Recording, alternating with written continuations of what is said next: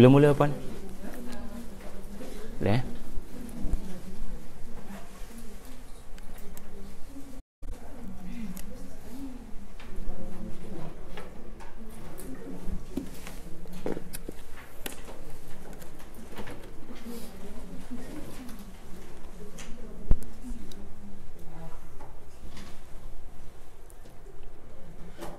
Testing.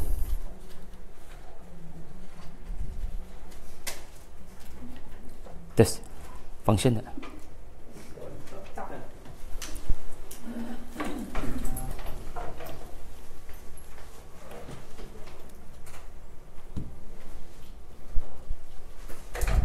Testing. Testing. 1, 2, 3. Assalamualaikum warahmatullahi wabarakatuh. Alhamdulillahi Rabbil Alamin. Wassalatu wassalamu ala ashrafil mursalin wa ala alihi wa sahbihi wa barik wa sallim. Subhanaka la ilma lana illa ma'allamtana innaka antal alimul hakim.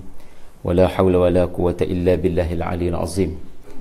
Alhamdulillah, terima kasih kepada pihak Badan Kebajikan Islam Petronas Bakib yang sudi untuk terus memberi kepercayaan kepada saya untuk terus berkongsi kepada tuan-tuan puan-puan yang sudi untuk melapangkan masa bagi mendengar 45 minit kisah seterusnya mengenai Nabi Allah Sulaiman alaihi salam yang dirakamkan Allah sehingga hari kiamat di dalam surah Semut atau surah An-Naml, satu surah yang turun kepada Nabi sallallahu alaihi wasallam di Mekah ketika Nabi menghadapi tekanan yang begitu dahsyat daripada mereka yang tidak beriman. Maka surah ini turun untuk memberikan motivasi kepada Nabi sallallahu alaihi wasallam. Walaupun bersama dengan Nabi tidak sampai 30 orang, tetapi Islam akan sampai ke seluruh dunia. Jadi surah Semut ini turun antaranya untuk memberikan motivasi, memberikan wawasan. Kita pun ada wawasan 2020, wawasan 2050. Maka Nabi pun diberikan Allah wawasan bahawasanya seluruh dunia akan menerima ajaranmu Muhammad. Walaupun di hadapan matamu seperti mustahil ia akan berlaku. Kerana di hadapan matamu hanyalah 30-40 orang para sahabat. Selepas 5, 6, 7 tahun berdakwah, itu sahaja yang menyahut seruan Nabi. Kerana Nabi adalah manusia, dia bukan malaikat, dia ada emosi. Kita pun ada emosi, kadang-kadang semangat bekerja, kadang-kadang tidak semangat. Kadang-kadang kita perlukan motivasi dan Al-Quran adalah sebaik-baik motivasi. Hari ini kita akan meneruskan babak yang mendebarkan daripada minggu lepas. Babak kali ini membabitkan kisah Nabi Allah Sulaiman alaihi salam dengan makhluk yang seterusnya. Masihkah anda ingat pada minggu lepas kita bersama dengan Nabi Sulaiman dengan burung, dengan jin, dengan manusia. Dan kali ini kita bersama Nabi Sulaiman dengan semut. Ini kesan bila anda sentiasa menyebut di bibir anda Alhamdulillah. Allah akan menggandakan nikmat ilmu lain kepada anda. Bila anda sentiasa merendah diri bahawasanya kelebihan, kepakaran, kemahiran yang ada pada anda adalah kurniaan daripada Allah. Lalu bibir anda, lidah anda sentiasa Alhamdulillah, Alhamdulillah, Alhamdulillah. Maka Allah akan gandakan nikmat tersebut. Daripada sekadar memahami bahasa pertuturan burung, sekarang Sulaiman kerana Alhamdulillah, Alhamdulillah, Alhamdulillah, Allah gandakan kepadanya nikmat seterusnya. Daripada satu PhD, Nabi Sulaiman diberikan PhD yang seterusnya. Tanpa perlu mengalami proses 4, 5, 6 tahun belajar. Iaitulah bahasa serangga, iaitulah bahasa semut. Dan apa yang bakal anda lalui hanya 2 ayat sahaja, tetapi ayat ini akan menjadi mukjizat kebenaran Al-Quran. Kerana beritahu saya, bilakah kajian dilakukan ke atas semut untuk membuktikan bahawasanya yang memberikan arahan, yang melindungi, yang memelihara sarang adalah semut betina. Al-Quran 1400 tahun dahulu turun kepada seorang yang buta huruf, tidak pernah menulis, tidak pernah membaca. Tiba-tiba keluar daripada mulutnya ayat yang akan kita lalu sebentar lagi, iaitulah semut betina memberi arahan. Namlah, walaupun surah ini namanya Namlu, semut-semut, tetapi Namlah adalah ketuanya atau ratunya. Sesungguhnya 1400 tahun dahulu, seorang lelaki di padang pasir kering kontang, tidak pernah belajar sains daripada sesiapa. Beliau telah memberitahu lebih awal, kerana yang memberikan ilmu ini adalah yang maha mengetahui. Jadi tuan-tuan, babak yang anda akan lihat sekarang adalah babak Nabi Sulaiman menggerakkan pasukan tenteranya. Anda bayangkan satu batalion adalah batalion daripada burung. Anda pernah nampak tak burung berkawat kaki? Marching. Yang pernah anda lihat adalah burung terbang. Tapi burung berjalan berbaris-baris. Ibrahim alaihissalam pernah melihatnya. Apabila baginda menyembelih 4 ekor binatang, dicincang lumat 4 ekor burung ini, diletakkan di atas penjuru gunung. Allah cantumkan balik daging-daging tersebut, dan burung-burung ini datang kepada Ibrahim berdasarkan suratul Baqarah, sa'ya, iaitu dalam keadaan berjalan.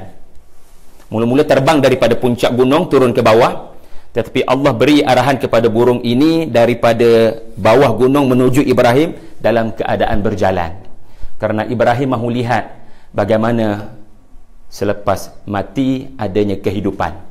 Lalu Allah tunjukkan padang mahsyar dengan 4 ekor burung berjalan. Jadi babak yang anda akan lihat ini adalah babak yang membabitkan Nabi Sulaiman sedang membawa bala tenteranya. Burung berjalan, jin berjalan dalam satu batalion, manusia berjalan dalam satu batalion. Antara cita-cita saya lah kalau masuk syurga, mudah-mudahan amin, Allahumma amin, dan anda insya-Allah, adalah saya nak tengok balik video ni. Maknanya nak tengok CCTV macam mana Nabi Sulaiman mengerah dan mengarah 3 batalion ini. Sebab I cannot imagine it. Bagaimana burung berjalan dalam satu saf, bagaimana jin berjalan dalam satu saf, manusia berjalan dalam satu saf, itu bukan perkara yang hairan, ia adalah perkara yang biasa. Tetapi jin, pernah tengok Lord of the Ring ke apa? Macam mana hantu-hantu itu berjalan dalam keadaan yang saf bersaf kan? Baik. Taurat menggambarkan Nabi Sulaiman sebagai komander perang yang gila kepada kekuasaan. Al-Quran memaparkan Nabi Sulaiman bukan sekadar seorang raja, tetapi seorang nabi. Dan menariknya, Al-Quran tidak memaparkan adegan perang Nabi Sulaiman, walaupun dia sedang membawa bala tenteranya menuju ke satu destinasi dan bersedia untuk berperang kepada mereka yang memerangi. Tetapi babak yang dirakamkan Allah, yang menjadi perhatian langit, adalah babak di mana Nabi Sulaiman menghadapi masalah ketika berjalan. Dalam perjalanan berlaku sesuatu di pertengahan jalan. Ada sesuatu yang menghalang Nabi Sulaiman daripada terus bergerak bersama dengan batalion bala tenteranya. Dan babak ini bukan babak Nabi Sulaiman memijak semut, ataupun babak Nabi Sulaiman membunuh musuhnya, tetapi babak Nabi Sulaiman dari sudut kemanusiaan, dari sudut keadilan, dan dari sudut kehambaan. Ayuh kita lihat apakah 2 ayat tersebut, iaitulah ayat 18 dan ayat 19, sambungan daripada yang lepas. Dah bersedia belum? Saya faham anda lapar. Saya pun sama. Bismillahirrahmanirrahim. Hatta idza ataw ala wadi an-naml qalat namlatun ya ayyuhan namlu dukhulu masakinakum la yahtimannakum Sulaiman wa junuduhu wa hum la yash'urun. Mara angkatan itu hingga apabila mereka sampai ke lembah semut, satu kawasan tanah rendah, maka berkatalah Ratu Semut, wahai sekalian semut, masuk dengan segera ke dalam sarang kamu, kediaman kamu masing-masing. Jangan sekali-kali biarkan Sulaiman dan bala tenteranya memijak kamu lalu kamu mati. Sedangkan kalau mereka melakukannya, mereka tidak menyadari karena halusnya kamu. Fatabassama dhahikan min qawliha wa qala rabbi awzi'ni an ashkura ni'mataka allati an'amta alayya wa ala walidayya wa an a'mala salihan tardahu wa adkhilni bi rahmatika fi ibadika as-salihin. Kalau mampu hafal doa ni. Tiada doa yang paling bagus, yang mudah-mudahan paling hampir untuk Allah mustajab kecuali doa para anbiya yang dirakamkan Al-Quran. Tiada doa yang paling makthur kecuali doa para anbiya dari Al-Quran. Kerana ini password untuk melepasi 7 petala langit. Guna password ni mudah-mudahan doa yang sama melepasi 7 petala langit sampai kepada hadarat Allah Azza wa Jalla. Maka tersenyum Nabi Sulaiman sehingga menghasilkan bunyi. Ini maksud tabassum. Okey, senyum yang menghasilkan bunyi. Gia satunya gia 5-nya adalah itu melampau. Itu dia panggil qahqah dalam bahasa Arab. Ketawa terbahak-bahak. Jadi Nabi Sulaiman senyum. Ketawanya adalah senyum. Tetapi ada keluar sedikit suara. Min qawliha, kerana tercengang, takjub. Baginda mendengar ucapan Ratu Semut tadi. Lalu baginda berkata, wahai Tuhanku, ilhamkan kepadaku untuk terus menerus bersyukur atas nikmatmu yang kau kurniakan kepadaku dan kepada ibu dan ayahku Daud, dan supaya engkau tetapkan aku untuk terus mengerjakan amal yang saleh yang engkau redha, dan masukkanlah aku, matikanlah aku dengan limpah rahmatmu jua ke dalam kumpulan orang-orang yang saleh. Mari kita lihat dua ayat ini dengan lebih mendalam dan mengambil beberapa pengajaran yang indah. Khususnya tema kita pada hari ini yang akan saya sentuh mengurus organisasi. Baik. Pertama sekali, ya ayyuhan namlu. Ayat ini memberitahu kepada anda, rupa-rupanya Ratu Semut bersuara. Kajian dahulu menunjukkan semut berkomunikasi dengan cara sentuhan. Sebab tu kalau anda melihat semut akan ada pertemuan. Dia lalu tu dia ada, orang panggil salam semut. Dia ada sentuhan, dia ada macam komunikasi. Tetapi kajian lama itu mengatakan ia adalah perpindahan kimia, satu cara bentuk komunikasi secara chemical. Sehinggalah datang kajian terbaru menunjukkan apabila berada di dalam keadaan bahaya, ketua semut akan membuat bunyi bising. Inilah yang disebut sebagai suara. Kerana ayat ini merakamkan suara ketua semut, yakni Ratu Semut. Sedangkan manusia yang membacakan ayat ini berada di zaman tidak ada sebarang mikroskop atau teknologi untuk mengesan suara bising semut apabila bahaya datang. Maka ini jelas menunjukkan lagi bahawasanya Muhammad menerima ilmu dari yang maha mengetahui, iaitulah Allah Azza wa Jal. Kemudian kalau anda perhatikan ayat ini juga, Ratu Semut ini berkata bahawasanya sembunyikan diri kalian semua dengan segera, nanti Sulaiman akan terpijak kamu atau dengan bala tenteranya, dan kalau mereka terpijak kamu, jangan salahkan mereka, sebab mereka wahum la yash'urun, mereka tak perasan. Ada nama saya di situ, Syahari. La yash'urun. Maknanya Ratu Semut berkata, masuk dalam lubang kalian, ku dengar bunyi hentakan kaki kuda Sulaiman dan bala tenteranya, dan pasti dia akan pijak kamu semua yang halus-halus ni. Tapi kalau mereka terpijak pun sangka baik pada Sulaiman dan bala tenteranya. Mereka pijak dalam keadaan tak sedar kerana mereka punya kepala ke depan. Mereka sedang serius menuju wawasan. Mereka tidak sedar apa yang dipijak mereka. Lalu kerana kalian halus dan degil tidak mendengar arahan saya, maka terpijaknya kalian jangan disalahkan Sulaiman. Sebab pasukan tenteranya tidak akan pijak dengan sengaja semut, walau satu ekor yang halus. Ini menunjukkan apa, tuan-tuan? Allah mengiktiraf kualiti kepimpinan Nabi Sulaiman yang sangat peri kemanusiaan, Kalau kepada semut seekor pun diberikan perhatian supaya jangan pijak dengan sengaja, jangan bunuh dengan sengaja, bayangkan manusia. Kalau seekor semut pun Nabi Sulaiman menitahkan kepada bala tenteranya.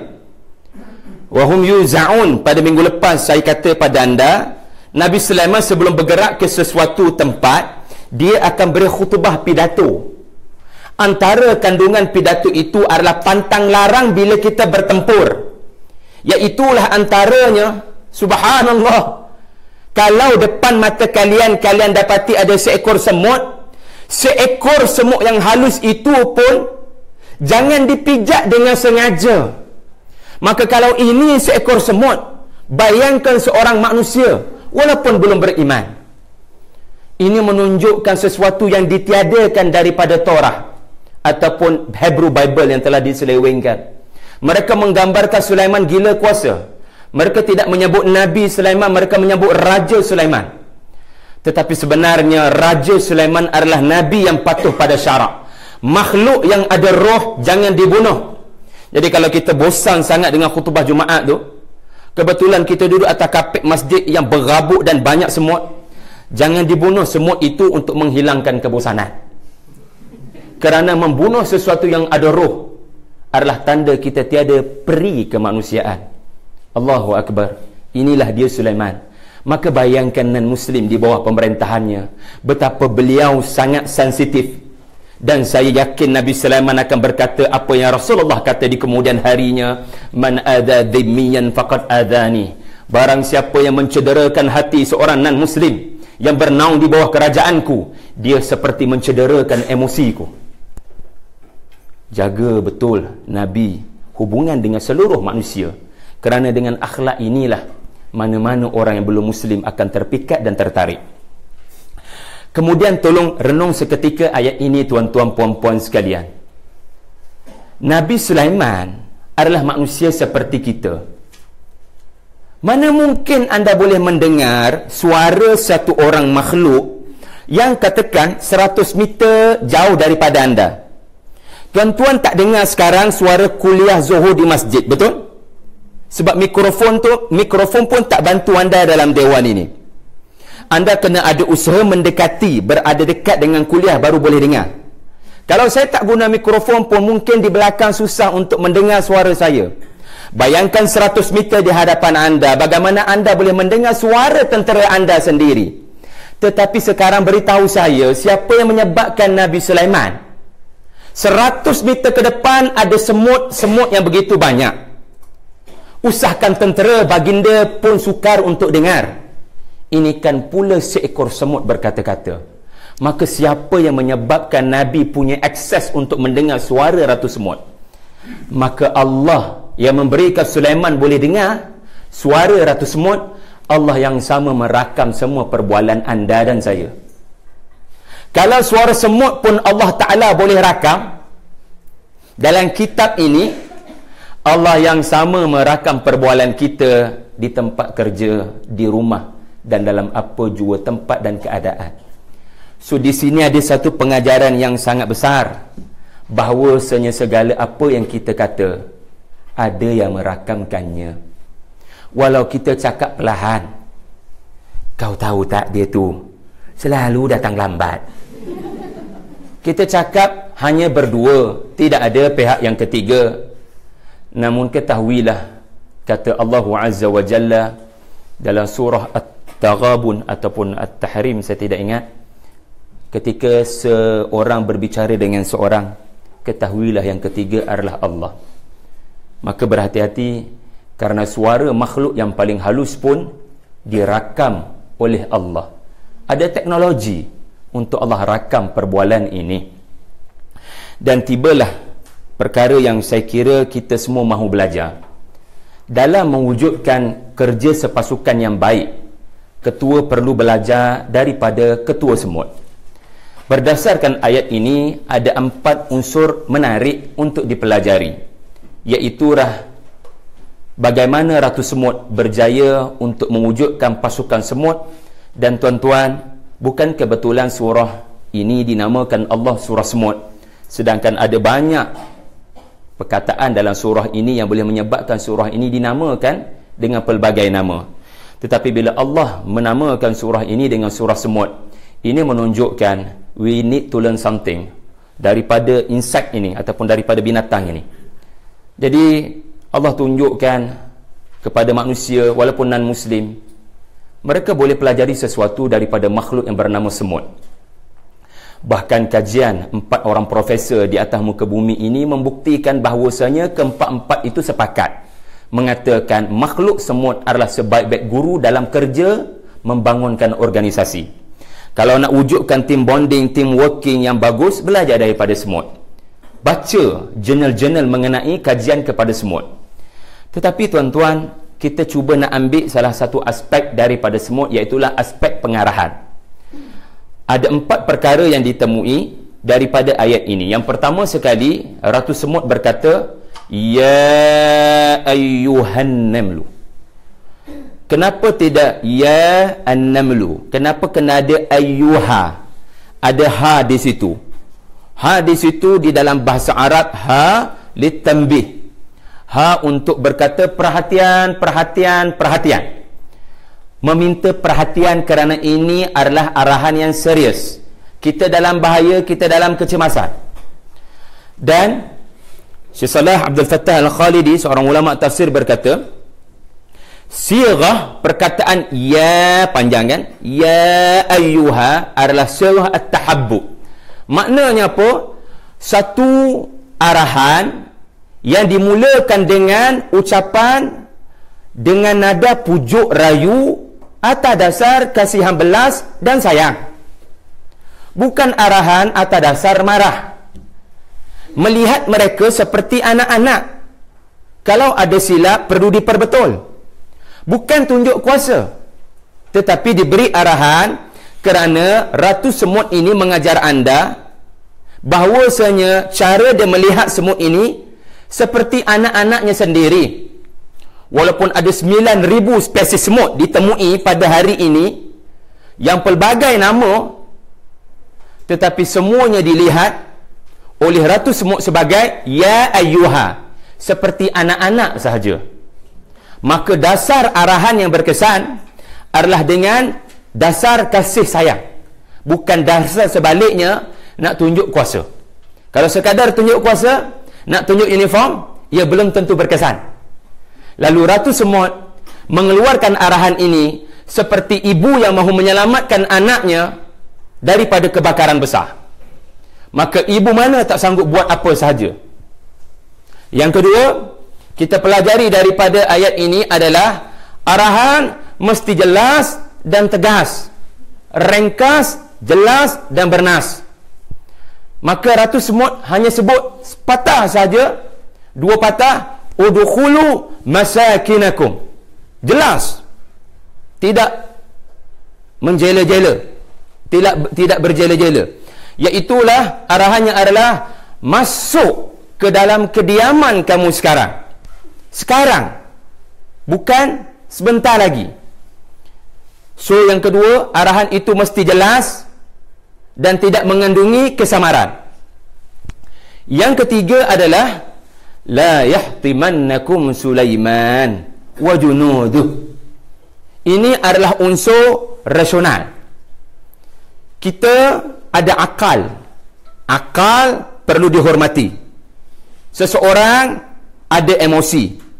Tanpa rasional, dia mungkin beri komitmen, tetapi komitmennya tidak sebaik mereka yang taat pada masa yang sama, tahu rasional. Oh, program ini penting untuk dijayakan seminggu sekali kerana ia boleh memberikan motivasi kepada staf di Petronas. Maka sebab itu saya mahu Puan Syakira uruskan program ini. Itu contoh. Setengah orang, ini adalah kuliah mingguan setiap tahun. Just jayakan, jangan banyak soal. Maka ketaatan yang terhasil adalah ketaatan membuta tuli. Dan apa yang akan berlaku adalah tiadanya motivasi kepada pekerja. Tetapi sekiranya diterangkan kepadanya big picture, apa dream kita, apa rasional program ini dibuat, apa dia panggil TNA, training need analysisnya, apa keperluan kita buat, apa SWOT yang kita buat, lalu kita buat program ini. sekiranya mereka dibabitkan bersama ke dalam mesyuarat yang menyebabkan sesuatu program itu dilakukan, motivasinya pasti berbeza. Kerana dia bekerja bukan sekadar kerana arahan, tetapi kerana teruja. Apatah lagi arahan ini masuk ke dalam kediaman bukan pada waktu sepatutnya. Semut-semut ini bangun untuk cari makanan. Tiba-tiba ratu beri arahan untuk masuk ke dalam tanah semula ketika bukan pada waktunya. Jadi terkejutlah kan? Lalu diberikan rasional. Subhanallah, binatang melakukannya. Bagaimana kita dengan anak-anak kita ketika membesarkan mereka, menyuruh mereka salat, ya, menyuruh mereka untuk melakukan kewajipan-kewajipan agama. Ada tak kita bekalkan kepada anak-anak kita hujah-hujah logik supaya dia lebih tenang untuk memberikan ketaatan kepada Allah? Walaupun tidak semua perkara boleh dilogikkan. 4 rakaat isyak tidak boleh dilogikkan, tetapi dalam banyak perkara boleh dilogikkan, ya. Kemudian terakhir adalah kerja tersebut, ketua semut berkata, fikir yang baik daripada arahan ini, jangan fikir yang tak baik. Maksudnya apa? Saya memberikan arahan ini kepada kalian bukan kerana Sulaiman itu seorang komander perang yang suka untuk menzalimi makhluk. Tolong sangka baik pada arahan saya sebagaimana saya meminta kalian bersangka baik kepada Sulaiman. Maka perkataan wahum la yash'urun adalah kepentingan seorang ketua menimbulkan fikiran positif kepada mereka yang diarahkan tentang arahan tersebut. Jadi tuan-tuan, sangat komprehensif ya pengajaran daripada ayat ini sahaja. Kemudian kita lihat ayat seterusnya.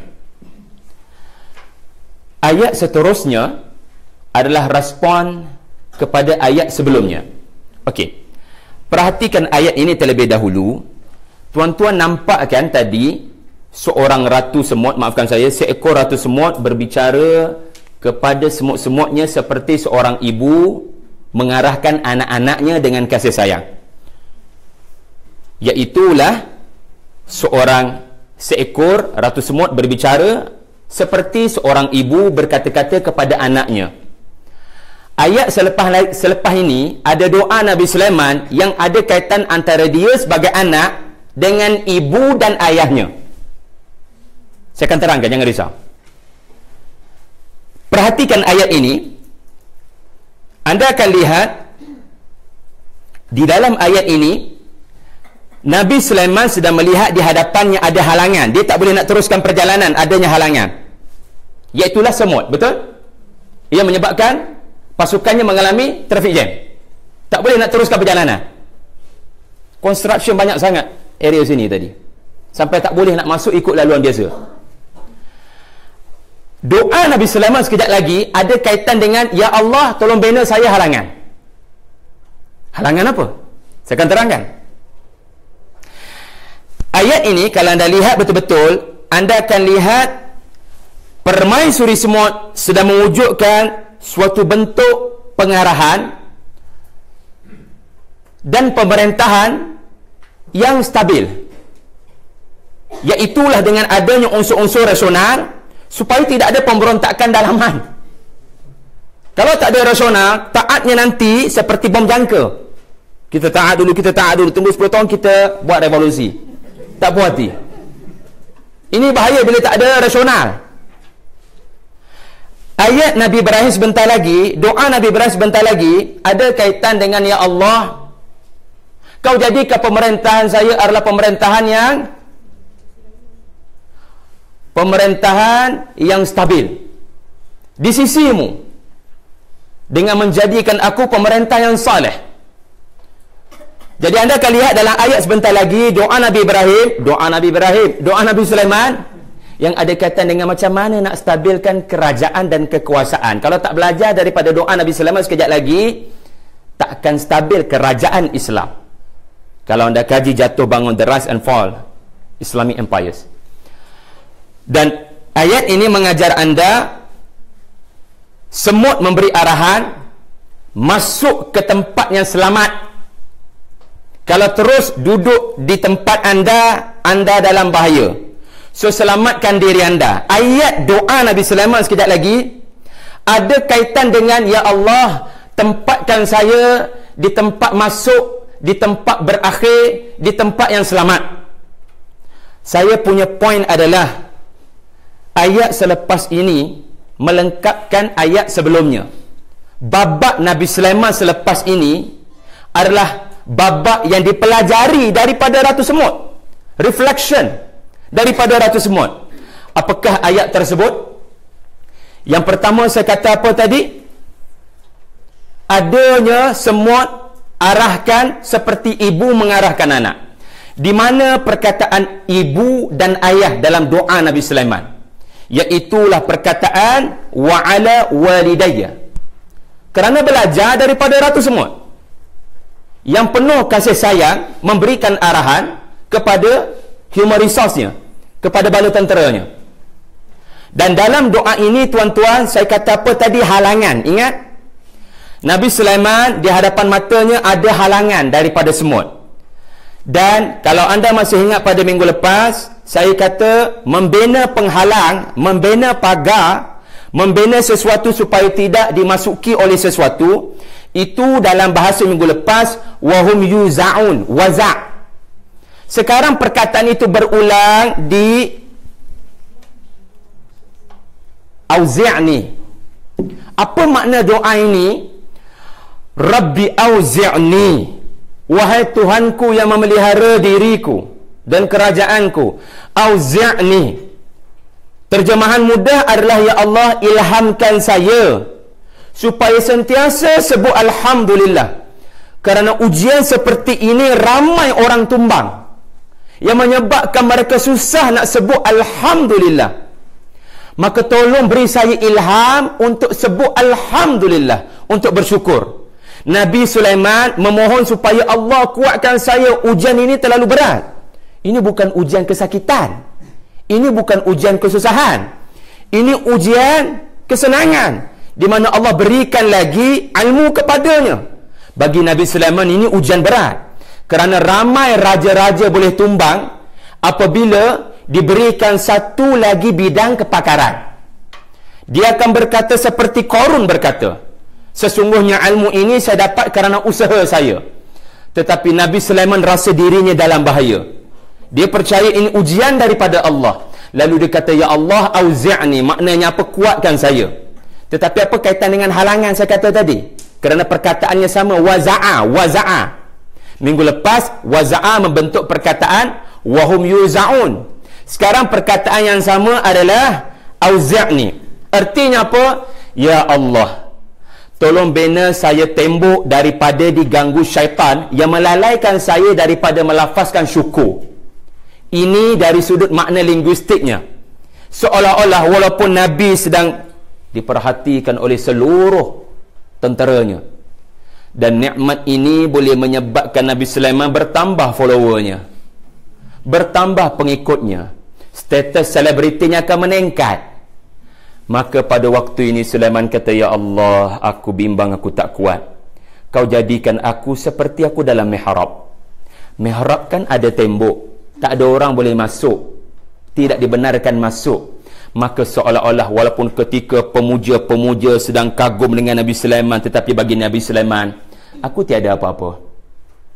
Ya Allah, kuatkan aku supaya tidak tumbang dengan pengikut yang ramai, dengan kekuasaan yang semakin luas dan ilmu yang semakin hebat.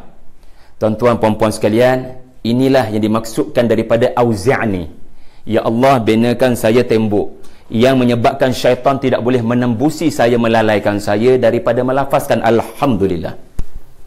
Kemudian daripada semut tadi Sulaiman belajar apa, tuan-tuan? Arahan untuk kestabilan. Sebab kalau tak ikut arahan ini, sekejap lagi mati satu pasukan. Bila mati satu pasukan, sudah tidak stabil kerajaan kerana kehilangan bala tentera yang ramai. Maka bagaimanakah Nabi Sulaiman belajar daripada semut? Dia meminta kepada Allah Azza wa Jalla, wa an a'mala salihan. Ya Allah, jadikan apa yang saya buat ini sebagai amal yang salih. Sila bulatkan perkataan salih. Apa maksud amal salih, tuan-tuan? Amal soleh bukan sekadar anda berjaya menunaikan solat fardu zuhur. Itu sekadar amal bagi membuktikan kita Muslim. Tapi seringkali kita disebut, dan kita baca pun sebentar lagi, illal ladzina amanu wa amilus salihat wa tawasaw bil haqq wa tawasaw bis sabri. Kenapa Islam datang dengan amal soleh? Amal soleh bukan sekadar anda berjaya melakukan 13 rukun solat zuhur. Soleh asal daripada perkataan salaha. Salaha maknanya baiki, penambah baikan maknanya islah. Maknanya ia bukan soal kuantiti, ia soal kualiti. Anda memastikan solat zuhur anda khusyuk, maka itulah amal soleh. Ia bukan soal zahir, dia soal batin. Anda melakukan sesuatu, anda faham ia tuntutan agama, pada masa yang sama anda memahami falsafahnya, anda memahami tujuannya. Lalu Nabi Sulaiman bila berkata, ya Allah, kau jadikan pemerintahan aku ini amal yang soleh, bermaknanya apa? Bukan sekadar saiz kerajaan bertambah luas, tetapi kualiti kerajaan ini dari sudut keadilan, justice, dapat dirasai oleh seluruh manusia dan seluruh makhluk. Maka kita pelajari sesuatu di sini. Nabi Sulaiman, kalau anda boleh perhatikan dengan teliti, perkataan a'mala, yang kedua salihah, yang ketiga tardah. Gariskan perkataan itu, anda akan faham bila kita lakukan sesuatu amalan, ada 3 ujian menanti kita. Berapa ramai Muslim dia tak faham, dia ada 3 ujian. Ujian yang pertama adalah apa yang dia percaya, dia beramal ke tidak. Kalau dia percaya tapi tidak beramal, na'udzubillah, ini munafik. Dia percaya tapi tidak beramal, dia munafik. Jadi peringkat pertama Nabi Sulaiman lulus. Dia percaya, kemudian dia beramal. Peringkat yang kedua adalah dia memastikan salihan, dia tambah baik kualiti. Dia melakukan dengan mementingkan juga kualiti. Dia bukan sekadar solat zuhur, tetapi dia solat zuhur dengan khusyuk. Tetapi peringkat yang ketiga bukan peringkat yang anda boleh kawal. Anda sudah lakukan yang terbaik, tetapi ingat pesan Ibnu Athaillah As-Sakandari, rubbama futihalaka babut ta'ah wa ma rubbama futihalaka babul qabul. Tuhan mungkin membuka pintu ketaatan kepada kamu. Kamu dapat tunaikan salat zuhur sebentar lagi, tapi belum tentu dengan ketaatan dan khusyuk kamu Allah terima peramalan kamu. Belum tentu Allah terima. Maka Nabi Sulaiman merendah diri supaya, ya Allah, I'm doing my best. Aku mengharapkan supaya engkau sudi terima apa yang aku lakukan. Inilah adab seorang Nabi di hadapan Allah. Risau Allah tak terima amalannya. Orang salat zuhur dengan khusyuk boleh jadi kita, tetapi boleh jadi orang yang sama bila dilalaikan oleh syaitan, dia akan berkongsi di Facebooknya, alhamdulillah solat saya khusyuk tadi. Bimbang. Penyakit hati seperti inilah yang tidak ada keperluan untuk diterangkan kepada orang lain, menjadi hijab dan tabir penghalang, wazak, penghalang daripada ia sampai kepada Allah Azza wa Jalla. Jadi ada 3 peringkat ya, kita sebagai seorang mukmin apabila kita mahu beramal. Kemudian masih ingat semut mengarahkan supaya masuk ke tempat yang selamat, maka akhir doa ini adalah, ya Allah, masukkan aku ke dalam tempat yang selamat. Sulaiman reflect daripada semut. Allahu Akbar. Dia punya susun atur doa ini adalah respon kepada suara yang diperdengarkan Allah kepada Nabi Allah Sulaiman. Wa adkhilni, ya Allah, kau masukkan aku ke dalam syurga. Tuan-tuan masuk syurga kerana amalan anda kan? Salah. Saudara-saudari masuk ke syurga bukan dengan amalan. Kerana syurga, apa yang ada di dalamnya adalah tidak berbaloi langsung dengan amalan anda dan saya. Sebab apa yang ada di syurga jauh hebat, yang tidak berkadaran langsung dengan apa yang kita buat di dunia.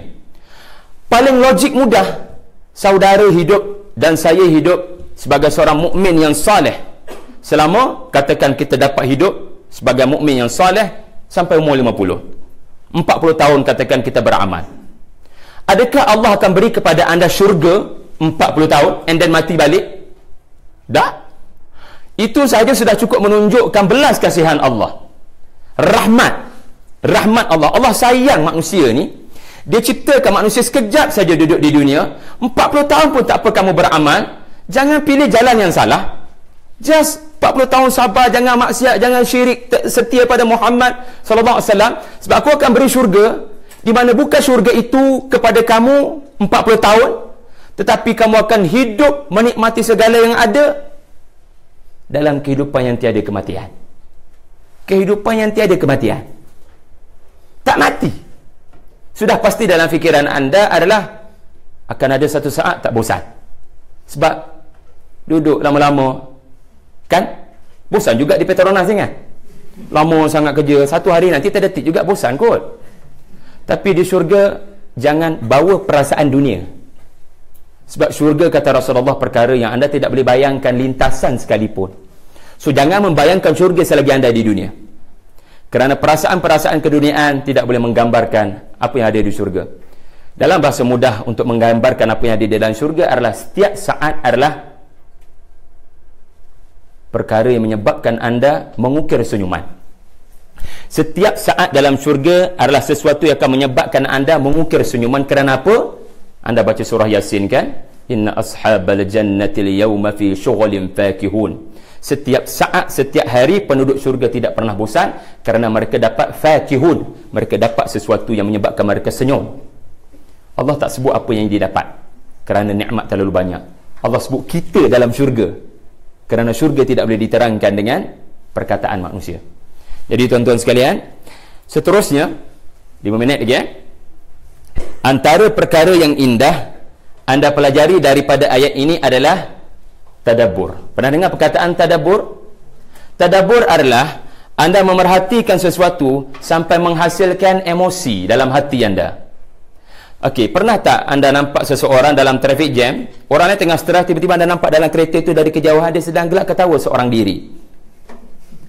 Mungkin first impression anda adalah gila ke apa? Tapi rupa-rupanya kita lihat dia buka tingkap memerhatikan pokok di luar daripada jalan raya tersebut. Masya Allah. Bagaimana melihat pokok saja boleh menyebabkan beliau mengukir senyuman, ataupun kadang-kadang ada yang boleh menangis hanya kerana melihat burung yang terbang. Kerana Nabi Sulaiman adalah model yang terbaik untuk anda. Apa itu tadabbur?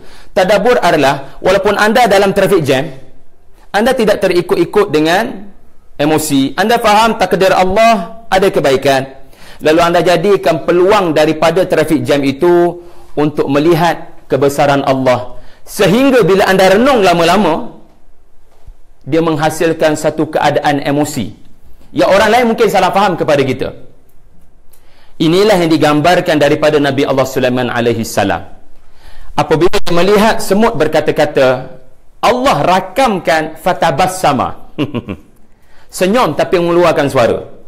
Ingat pesan para ulama, orang yang ketawa terbahak-bahak adalah tanda hatinya mati. Panas tu. Panas tu. Contoh. Jadi na'udzubillah. So tuan-tuan, Rasulullah sallallahu alaihi wasallam ketawa tau. Tapi macam mana Nabi ketawa? Ketawa Nabi adalah senyum. Macam mana tu? Ya, macam itulah.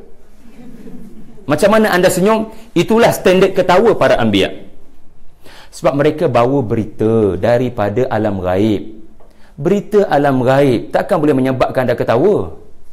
So mereka jadi orang yang serius dengan vision. Mereka jadi orang yang serius dengan apa yang disampaikan. Tetapi jangan sampai jadi ketua organisasi yang serius gila, sampai kita tak pernah nampak senyuman dari bibirnya. Ya, seperti berada di zaman Firaun. Na'udzubillah. So anda nampak dia jalan tengah.